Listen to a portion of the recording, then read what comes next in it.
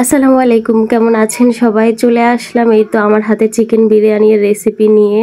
অনেকদিন যাবত আমার ছেলে আর মেয়ে বায়না ধরেছিল যে চিকেন বিরিয়ানি খাবে, এমনকি ঘরের সবারই খেতে ইচ্ছে করছিল। তাই আজ দেরি করলাম না, আজকেই বানিয়ে ফেললাম চিকেন বিরিয়ানি। সর্বপ্রথমে চিকেন বিরিয়ানিটা রান্না করার জন্য মুরগিটাকে আমি কেটে ছোট ছোট করে টুকরো করে নিয়েছি। আর ভালো করে মুরগিটাকে ধুয়ে পরিষ্কার করে নিয়ে এসেছি। একটা ঝাঁঝের মধ্যে রেখে দিয়েছি পানিটাকে ভালোভাবে ঝরানোর জন্য। আর এই তো এখানে আমার যা যা হাতের কাছে আসে মশলা, সেই মশলা দিয়ে আজকে আমি রান্না করব। আদার পেস্ট, রসুনের পেস্ট, এমনকি মরিচের গুঁড়া, জিরার গুঁড়া, লবণ, সাথে 1 প্যাকেট বিরিয়ানি মশলা, পেঁয়াজ কুচি আর 2টো তেজপাতা, কয়েক টুকরো এলাচি আর একটা দারচিনি নিয়ে আমি আজকে বিরিয়ানি রান্না করব। এখানে পোলার চালের পরিমাণ ছিল 1 কেজি আর মুরগি ছিল 2 কেজির উপরে প্রায়। আমার পরিমাণ মতো আমি এখানে সয়াবিন তেল দিয়েছি আর পেঁয়াজ কুচিটা আমি আজকে একটু বেশি করে দিয়েছি। যেহেতু চিকেন বিরিয়ানি রান্না করব, পেঁয়াজ কুচিটা একটু বেশি দিলে ভালো লাগে খেতে। আর পেঁয়াজের সাথে যে এলাচি, দারচিনি, তেজপাতা 2টো রেখেছি সেটাও আমি দিয়ে দিয়েছি। আর এখানে একটা পেস্ট বানিয়ে নিব আমি সবকিছু মশলা অ্যাড করে। প্রথমে আমি 1 চামচ মরিচের গুঁড়া নিয়েছি আর দেখতেই পাচ্ছেন এখানে জিরার গুঁড়া নিয়েছি আমি 1.5 চামচের মতো। আর লবণ নিয়েছি আমি এই তো 2 চামচ।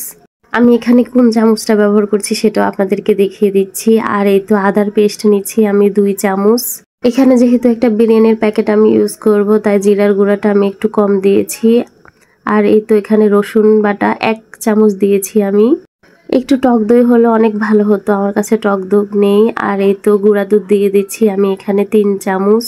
গুঁড়া দুধটা আর একটু বাড়িয়ে দিলে অনেক ভালো হতো, কিন্তু গুঁড়া দুধটা আমার প্রায় শেষ পর্যায়ে, তাই আমি 3 চামচ দিয়েছি গুঁড়া দুধ। আপনারা যদি রান্না করে থাকেন তাহলে দুধের পরিমাণটা আরও বাড়িয়ে দিবেন। সমস্ত মশলাকে এই তো আমি একটু পানি দিয়ে গুলিয়ে নিয়েছি এখানে। আর এই তো দেখতে পাচ্ছেন পেঁয়াজটাও ভাজা হয়ে গেছে, কিছুটা বাদামি কালার হয়ে আসছে। এখন যে মশলাগুলো আমি পেস্ট করে রেখেছি সেই মশলাগুলো এখানে অ্যাড করে দেব। আপনারা ভালো করে খেয়াল করবেন, আমি এখানে কোনো পানি ব্যবহার করিনি।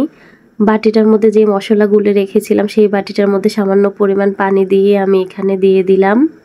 সমস্ত মশলাগুলোকে আমি ভালো করে কষিয়ে নিব। আর এই তো দেখতেই পাচ্ছেন এখানে 5টা কাঁচামরিচ নিয়েছি, কাঁচামরিচগুলোকে আমি 2 ভাগ করে ভেঙে দিয়েছি এর মধ্যে। বিরিয়ানির এই মশলাটা যত বেশি কষানো হয় ততই বেশি বিরিয়ানিটা অনেক টেস্ট হয়। দেখতেই পাচ্ছেন এই তো আমার মশলাটাও কষানো হয়ে গেছে, চিকেনটাও আমি এর মধ্যে দিয়ে দিয়েছি। এখন মুরগিটাকে দিয়ে ভালো করে নেড়েচেড়ে ঢাকনা দিয়ে আমি ঢেকে দেব। আপনারা কে কীভাবে রান্না করেন আমি জানি না, কিন্তু আমি যেভাবে রান্না করতেছি সেভাবে আপনাদের সামনে তুলে ধরার চেষ্টা করেছি। এখানে হয়তোবা বাদাম বাটা, টক দই দিলে আরও বেশি মজা হতো। কোনো ব্যাপার না, আমি যেভাবে পেরেছি ঠিক সেইভাবে রান্না করেছি। বিরিয়ানিটাও খেতে খুব মজা হয়েছিল।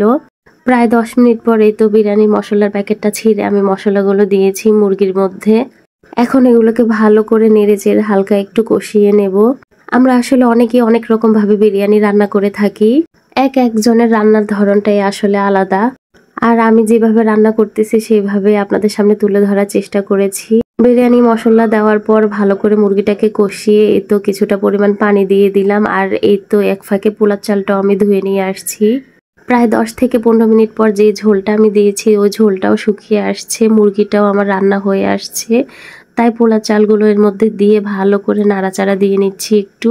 আমরা তো ঘরের সবাই বিরিয়ানিটা খেতে খুবই পছন্দ করি, যেহেতু চিকেন বিরিয়ানি তাই একটু ঝাল ঝাল করে রান্না করছি। আর এই তো দেখতেই পাচ্ছেন যে মগটা আমি দেখিয়েছি সেই মগের 2 মগ আমি পানি এখানে দিয়েছি। আর এই তো ঢাকনা দিয়ে ঢেকে দেবো একটু নাড়াচাড়া দিয়ে। আর এই তো বলতে লাগছিলাম যে বিরিয়ানির কথা, বিরিয়ানি আসলে কে না পছন্দ করে, ছোট থেকে বড় সবাই পছন্দ করে।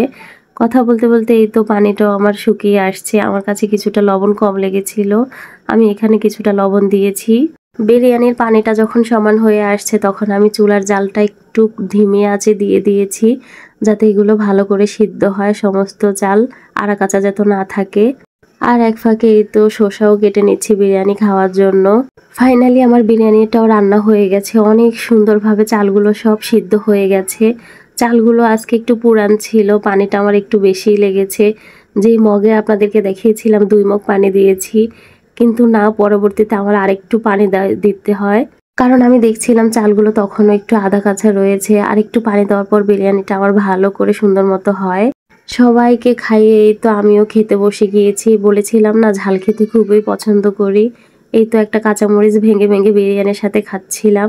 খুবই মজা হয়েছিল, বিরিয়ানিটা খুবই টেস্টি হয়েছিল। আমার আজকের বিরিয়ানি রান্নাটা আপনাদের সবাই কেমন লেগেছে আপনারা সবাই আমাকে কমেন্টে জানাবেন। আর যদি ভালো লেগে থাকে তাহলে সবাই লাইক, কমেন্ট এবং শেয়ার করে যাবেন। আমার প্রত্যেকদিনের রান্নার ভিডিও যদি আপনাদের কাছে ভালো লেগে থাকে তাহলে আমার চ্যানেলটি সাবস্ক্রাইব করে যাবেন। আজকের ভিডিওটি এই পর্যন্তই, দেখা হবে আপনাদের সাথে আবার নেক্সট কোনো ব্লগে। ততক্ষণে সবাই ভালো থাকবেন, সুস্থ থাকবেন। আল্লাহ হাফেজ।